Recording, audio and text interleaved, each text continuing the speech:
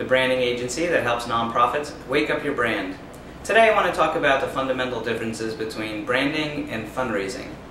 There's a little confusion about this, and in the May 2012 issue of Fundraising Success magazine, a fine publication, I've written for it, but there's an article here called "Do You Need a Post-Recession Turnaround?" And in this article, the fundraising consultant says that a shiny new logo or a new name for your organization is not the solution to its fundraising woes. Well, I think this stems from a misunderstanding about what a brand is. A brand is not just your logo or your tagline, although that's part of it. It's really the fundamental promise that you're making to your audience. That means, what are you actually saying that you will do, how you will do it, the impact that you will achieve, and the vision that inspires your donors to give to you. This is larger than a single fundraising campaign, and it's really part of the direction that's needed to provide your organization with the wherewithal to know what to do and how to say it. Let me give you a few examples. If we look at the realm of higher education, we could instantly identify a few well-known brands, like Harvard. But what about startup organizations? For example, Stanford once was starting up, and instead of just saying they want to provide a good education to their students, they claimed they wanted to be the Harvard of the West Coast. This was a clear brand promise that said, we are achieving academic excellence, that's setting a new standard for excellence on the West Coast, and it was inspiring to donors to give to an organization that was looking to achieve that level of impact.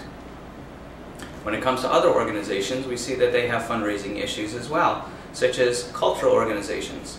Here in New York City, the New York Philharmonic was seeing dwindling subscription rates to its performances.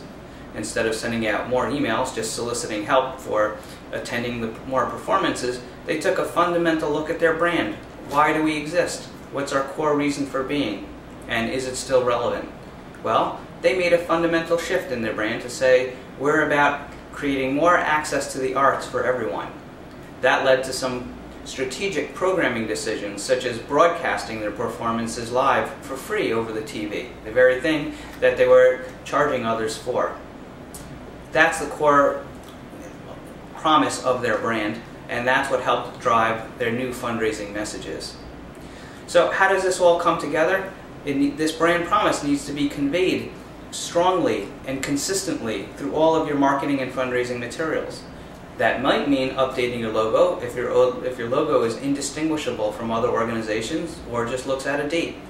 It might be changing your name with careful consideration if your name is not pulling its weight, it's outdated, or actually is undermining your organization's mission because it doesn't clearly convey what your organization does.